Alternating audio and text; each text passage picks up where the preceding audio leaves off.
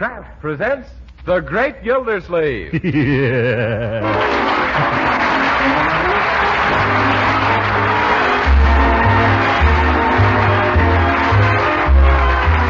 The Kraft Cheese Company, who also bring you Bing Crosby every Thursday night, present each week at this time Harold Peary as The Great Gildersleeve, written by Leonard L. Levinson.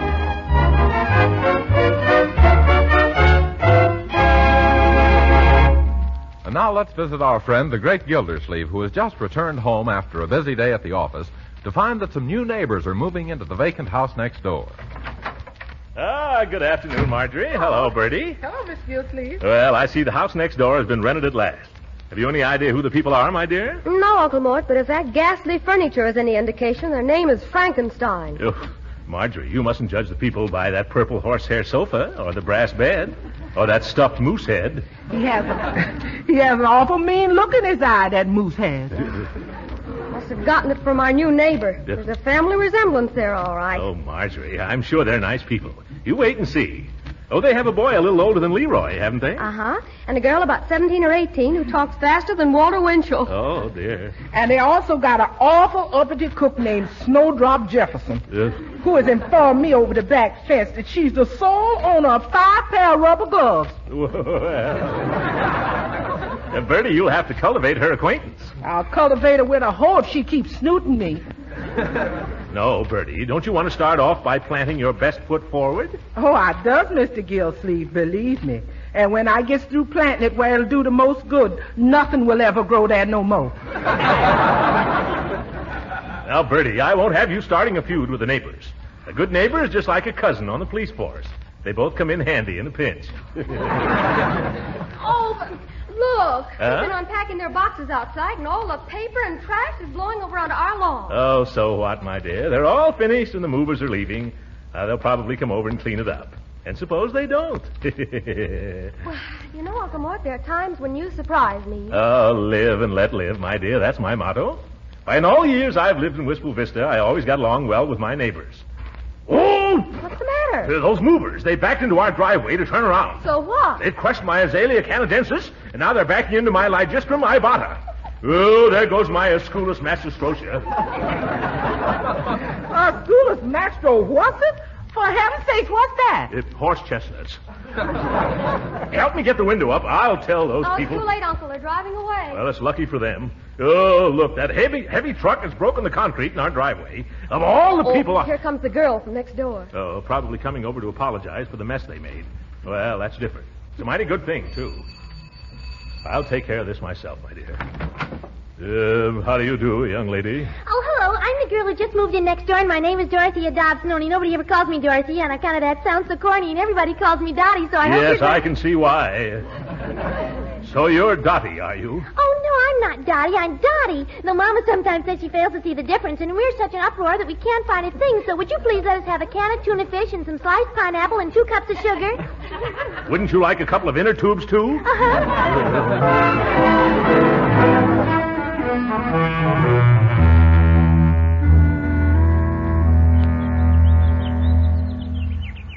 Good morning, Unc.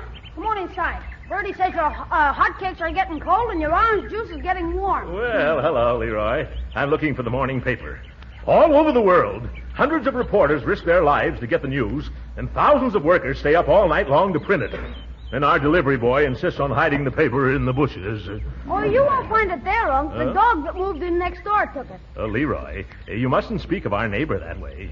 I'm not talking about him. I mean their hound. Oh? He ran over here, grabbed it in his mouth, and scrambled back home again. Gee, he did it just like he was trained. Yes, he seems to have a nose for our news. Well, I'll just drop in on the Dobsons and explain the situation. Oh, I hope that dog hasn't chewed up Superman.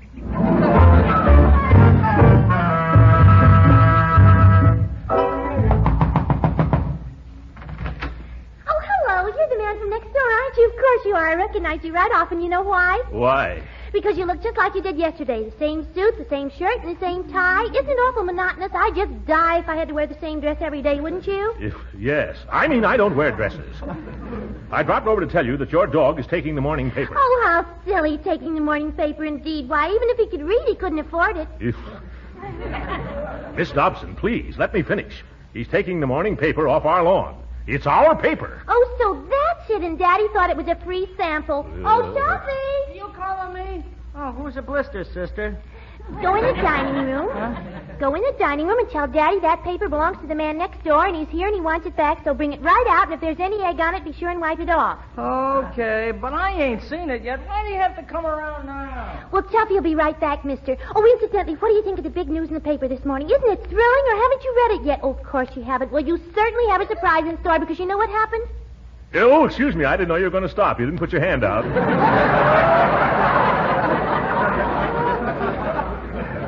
No, what happened? Well, it was the most exciting thing. It seems... Oh, but here comes Tuffy. You can read it yourself. I wouldn't spoil it for anything. Here's your paper. So it is. Thank you, Tuffy. You're welcome, Stuffy. You what?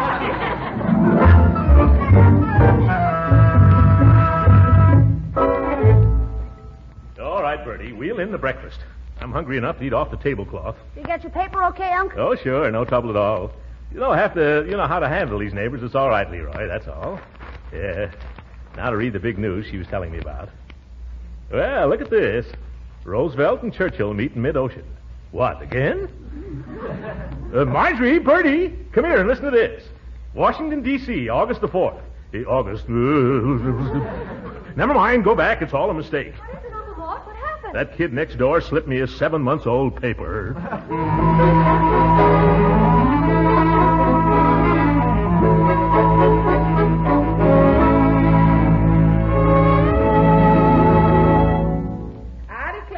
Snowdrop throws one more tin can over this fence, she's going to be out. Here, Bertie. What are you muttering about? It's that cook next door. She's flirting with a face full of skillet.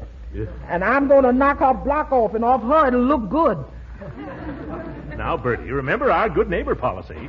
Oh, hello, Leroy. Oh, Uncle Mort. Wait a minute, young man. Come back here. You're all mussed up. Tuck in your shirt tail. I can't. Why not? It's been torn off. Leroy, have you been fighting? Well, not exactly. That kid next door took a couple of pokes at me, and then I took a few swings at him. What happened? I missed. But he didn't.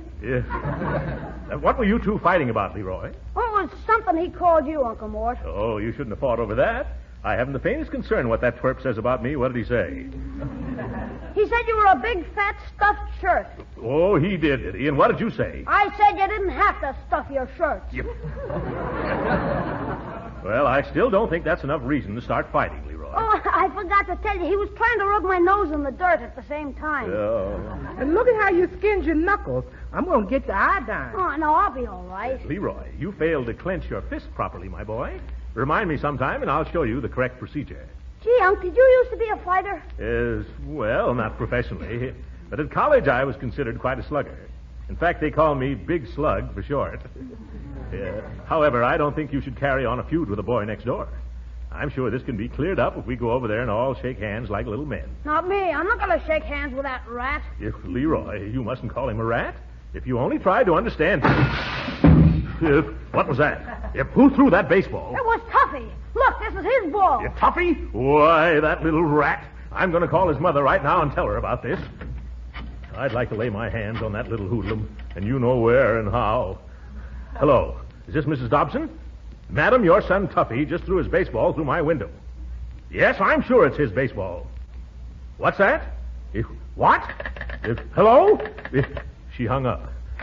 What'd she say, Unc? She said if I was sure it was her little boy's ball, I'd better return it at once or she'd call the police. Come on, Leroy. Where are you going, Unc? Outside to return this ball. Are you going over there, Unc? No, Leroy. I'm going to return it from here. You just watch this. It's headed for the telephone pole. Look, it's coming back. Oh! There goes another one of our windows.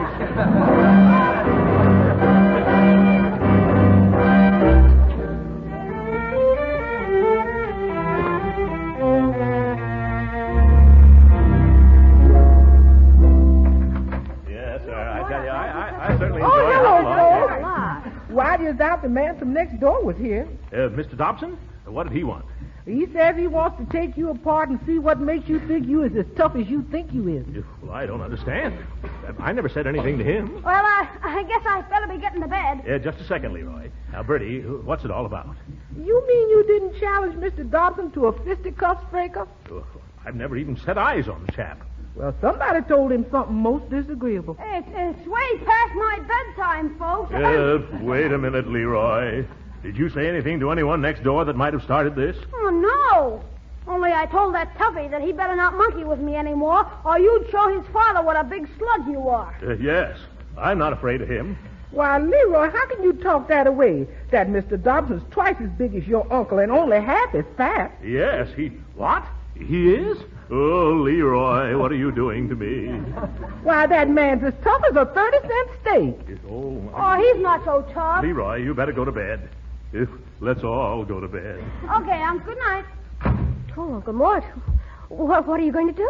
Now, don't worry, Marjorie. I'm sure we can settle the matter peaceably. However, just to be on the safe side, tomorrow I better find some good gymnasium where I can brush up on my boxing before Brother Dobson mops up on me. Ham, be sure and let me know when you tangle with Mr. Dobson. I wouldn't miss that for anything. Well, I would.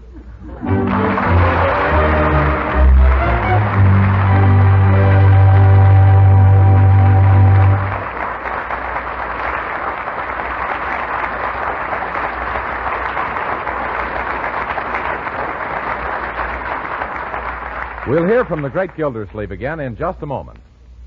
But first, ever stop to think of the progress made in the last few years? Nowadays, we have planes that fly 400 miles an hour, automobiles that are marvels of speed and comfort, radios that are static-free. Yes, and there have been plenty of improvements in food making, too. And one of the outstanding examples is parquet margarine, the delicious spread for bread made by Kraft. Why, people who remember the margarines of a few years back are amazed when they discover how deliciously good parquet margarine is. You see, parquet is not an ordinary margarine. It's one of Kraft's fine foods, outstanding for its delicate, satisfying flavor. You only have to taste parquet margarine once, spread on bread or toast or rolls, to find out how deliciously different it really is. Another thing, parquet margarine is a wholesome, nourishing food, one of the best energy foods you can serve. What's more, every pound contains 9,000 units of important vitamin A. So get acquainted with this thrifty, nutritious food. Order a pound or two of delicious parquet margarine tomorrow. Just ask for Parquet, P-A-R-K-A-Y, parquet margarine, made by Kraft.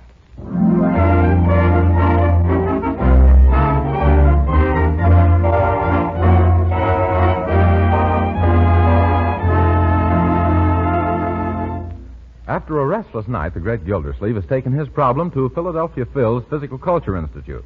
We find him dressed in gym togs, ready for his first lesson from Phil himself. Well, mister, so they did find a pair of shorts big enough for you after all. Yes, these shorts are a little tight. I only got them on by a great stretch of the imagination. Okay, come over here, Mr. Just call me Throckmorton. I want to keep it a secret. Of course. If my name was Throckmorton, I'd want to keep it a secret, too. Yes. No, I want to keep my visits here a secret. I'm having a little trouble with one of my neighbors, and I may have to slap him a few times to bring him to his senses. Yeah, I know how it is. Now, what experience have you had as a fighter? Oh, very little, except what I picked up at college and at the YMCA. You look as if the only thing you picked up at them places is yourself. Yes. Exactly. That's why I came here. I need to improve my wind if I'm going to fight. Well, the best way to improve your wind is by doing a lot of running. Mister, if I could run, I wouldn't need to fight. Well, the first thing we got to do is something about that sack of potatoes you're lugging around. What sack of potatoes? Oh! You mean this one? Yeah. Well, now suppose we stop chewing the fat and start taking it off. Yeah. We'll begin with some bending exercises. Bending exercises, but aren't you going to teach me how to punch? No, we'll get to the punch after we take care of the punch. Oh. All right, now, feet together, arms overhead, and bend and touch the floor. No, Throckmorton, lower. Come on, do it again. This time I'll make it easier. Feet together. Now bend and touch your ankles. No, Throckmorton, you still haven't got the idea. I've got the idea. The only thing is I've got much equipment. Well, feet together, arms overhead. Now bend. That's it. Way down. I'll bet you haven't seen your knees in 10 years. I get... Well, by George. What is it? I've got dimples. Excuse me, champ. Champ? Who, me? Oh, I'm sorry. You must have made a mistake. I'm not one of the... Maybe not, but... Yeah, my card. Oh, thanks. Everything from heavyweights to dog racing.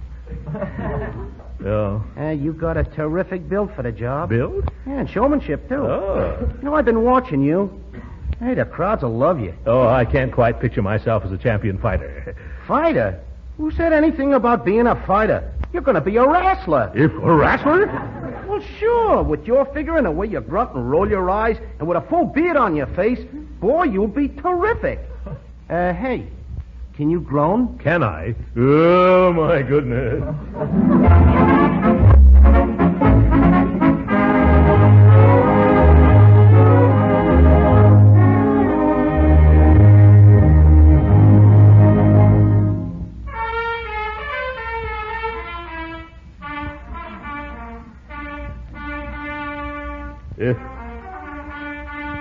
Does that toughie next door murder that march all day long, Bertie? No, so when he gets out of breath, he sits down and beats his drums for a while.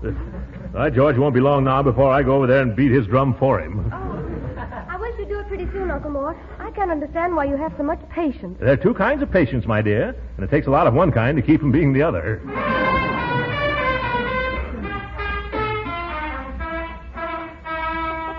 Someday he's going to hit the right note, and then they'll take that horn away from him. I don't see how his family can stand it. Yeah, they can't. They've just chased him out in the yard. Look, I wish he was my kid for an hour. A few quick tricks with my hand, and he wouldn't trumpet anymore. Oh, now he's right under our window. Yeah?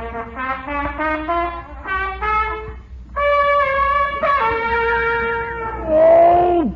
There's only one thing left for me to do, Marjorie. Do you remember where I put that old BB gun of Leroy's? Oh, no, Uncle Mort. You mustn't shoot him. Huh? Why, someone might be mean enough to arrest you. I hadn't thought of shooting him, Marjorie. I was going to offer the gun to him as a bribe. However, your suggestion does sound better. Please, Uncle Mort, forget about the gun. Yeah, all right. I've got another idea. The next time he starts playing, I'm going... Oh, I'm going. Don't worry. I'll be right back, my dear. Uh-oh, your uncle, he's in an unmusical mood. Oh, I hope Uncle hasn't done anything reckless. Let's just hope he ain't done anything they can trace back to him. Uh-oh, here he comes.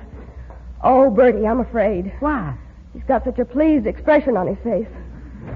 Well, that's the last of that, folks. I fixed it all up. Oh, well, what did you do, Uncle? Just used my brains, my dear. I gave Tuffy a $5 bill, and he promised that he wouldn't play that trumpet again. Pretty smart of me, huh? Oh.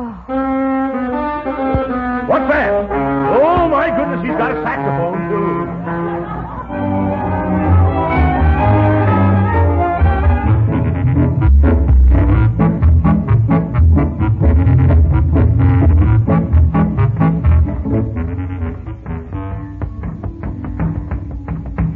Okay, Throcky, you can stop now. Oh, thanks. How am I doing, Phil? Well, you've become pretty good with the punching bag. Now, seeing as how this is your 10th and last lesson, I'm going to put you in the ring against a professional fighter. Oh, well, bring him on. The bigger they fall, the harder I am. Well, you know what I mean, anyway. Well, I want to warn you. This guy's supposed to be good. That's all right. I feel pretty good myself. Which one is he? The big guy there, shadow boxing in the ring. Yeah. Oh, yes. He throws a pretty big shadow, doesn't he? Now, come on over to the ring and... No, Throcky, no. You're going toward the dressing room. Yes, I thought I'd save you the trouble of carrying me in there later. Now, don't talk that way. You can take this guy. Yes, I can take him, and I can leave him alone, too. You kidding? I'm dead on the level. Oh, my goodness, dead on the level. Come on, get in the ring, Throcky. Hey, Barrelhouse. Yeah, what is it, Phil? I want you two boys to go 3 or 4 rounds together. Shake hands with Battle and Throcky. Hi. Hi, Barrelhouse. All right, boys. Now, I'll keep time, and you get in there and put up a real fight. And remember, no waltzing. Sure, no waltzing. Excuse me, is a little rumba permissible? No. All right. Get going, boys. Oop, oop, oop, oop. Get in there, Throcky, and trade punches. Whoop! I'm trying to trade whoop, but he doesn't want to do whoop. Business whoop.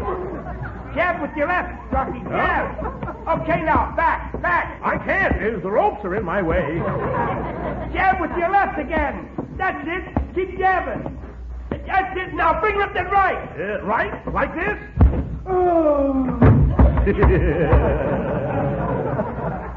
Oh, my goodness, Rocky. You shouldn't have done that. You've knocked him out. I did? Throckmorton, Dad ain't playing the game. Oh, poor Barrel House. Quick, get me a glass of water. Get two, I'm thirsty. Take it easy, Barrel House. I'll help you into the dressing room. I'll take care of him. You get your shower. And you can consider this knockout your diploma in pugilism. Oh, you certainly did well in your graduation exercises. Thank you, Professor. I'll get going now. So long, Barrel House. Next time, don't try to chin yourself on my glove. I just can't wait till I get home and do the same to that next-door neighbor of mine. How you feeling, Barrel House? Oh, terrible. I'm in awful pain. That big walrus stepped all over my tenderest corn. Honest, Phil, it was all I could do to restrain myself from hitting him.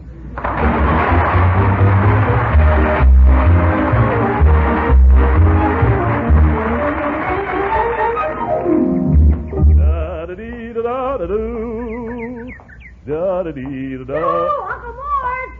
Say, you know that Tuffy Dobson next door? Do I know that brat? Well, he kept picking on me today, till finally I just got good mad, so I hauled off and I let him have it. Well, good for you. Yeah, I fought him clear from the corner into his backyard and up on the screen porch.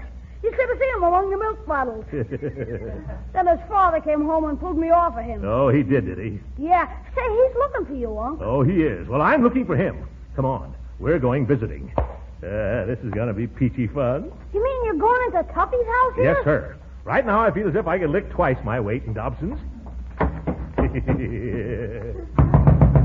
Well, I give that big tub a thumping. Oh, hello. Well, I suppose you came to apologize for what he really did to poor Tuffy. Well, it's a good thing you did because Papa's so mad he could just simply... Silence! You go tell your papa that Mr. Gildersleeves is here from next door and wants to see him. At once. Very well, though I warn you that's not the tone of voice to take with Papa on account of his witness. Oh. All right, I'll tell him. Oh, Papa, there's a man... Leroy, could I trouble you to hold my coat for a few moments? Unc, it'd be a pleasure. There you are. Thank you, my boy. As soon as I roll up my sleeves here. I'm all ready now. Just let that Is big... there somebody out here says he wants to see Mr. Dobson? Oh, my goodness, it's Philadelphia Phil. Oh, this is going to be one of my bad days.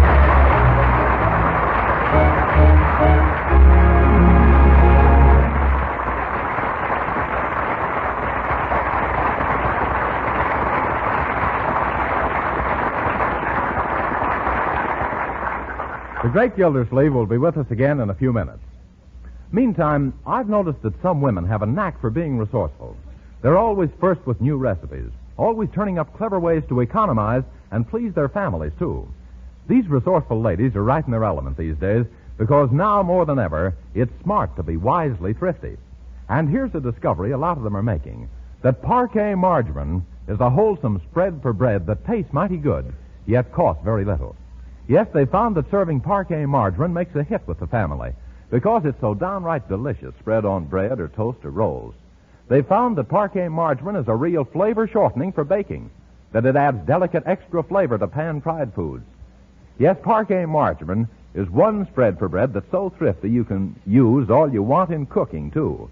Now, using parquet margarine is a wise economy because it's such a nutritious, wholesome food.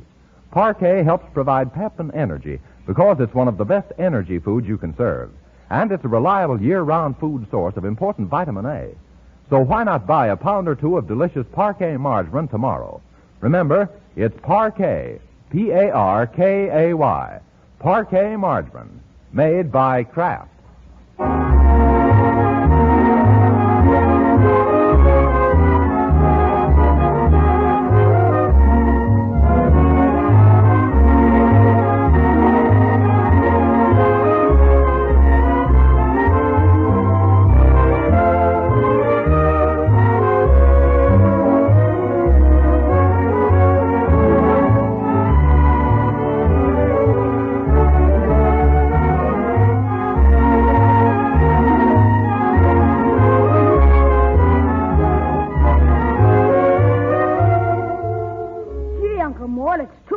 Took all those boxing lessons for nothing. Oh, it wasn't altogether a waste, Leroy. They'll come in handy next Thursday evening. Oh, what are you doing then? I'm going to visit on Rudy Valley program.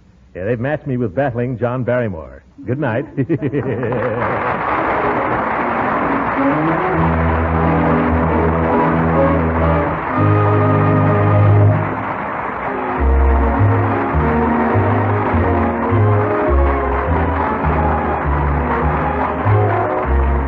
Original music heard on this program was composed and conducted by William Randolph. This is Jim Bannon speaking for the Kraft Cheese Company and inviting you to be with us again next week at this same time for the further adventures of the great Gildersleeves. This program has come to you from Hollywood.